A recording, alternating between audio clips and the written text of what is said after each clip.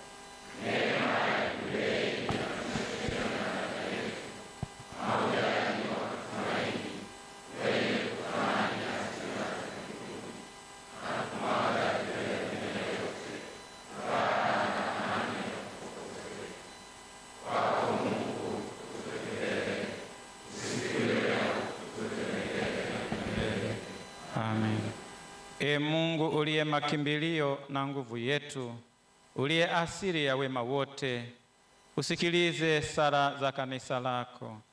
Utujalie ili hayo tunayoomba kwa imani tuyapate kweli. Kwa njia ya Kristo Bwana wetu.